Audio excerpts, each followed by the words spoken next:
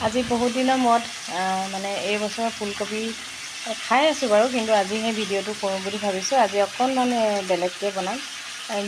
এনেই আমি যেনেধৰণে বনাওঁ, বিহাৰী মানুহবিলাকে, জনজাতি মানুহবিলাক, বেংগলী মানুহবিলাকে বনোৱা খাদ্যবিলাক খাই মই খুব ভাল পাওঁ।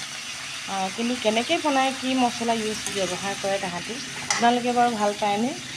মই খুব ভাল পাওঁ তাহাঁতি বনোৱা খাই। তাকে আজি অকণমান হেৰিকৈ বনাম বুলি ভাবিছোঁ। আদা নহৰু বিলাহী পেষ্ট কৰি লৈছোঁ, পিঁয়াজ পেষ্ট কৰি লৈছোঁ। তাৰপিছতে ফুলকবিখিনি হৈ আছে, অকণমান ভজা হোৱাৰ পিছতে দি দিম আৰু। এইফালে পানী উতলাবলৈ ৰখি আছোঁ, উতলিবলৈ।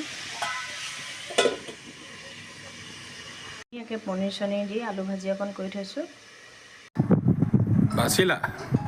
বাছি দিছোঁ লগালগ ফ্ৰেছকৈ, তেতিয়া মানে বাকলিবোৰ সোনকালে এৰে যে। হয় দেই, অলপ বালি লৈ ল'ব লাগে, আগতে বালি মাৰি পিনি চফা কৰে এইবোৰ মাছ। হয় নেকি? বালি নালাগে নেকি? ধুই দিলে ক'ত বালি লাগিব? চোৱাচোন ফোনটো আহিছে চোৱা।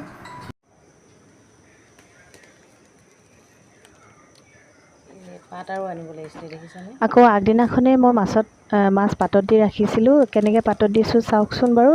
তাকে অকণমান দিনলৈ সাঁচি ৰাখিলোঁ। দুপৰীয়াও খাম এতিয়া।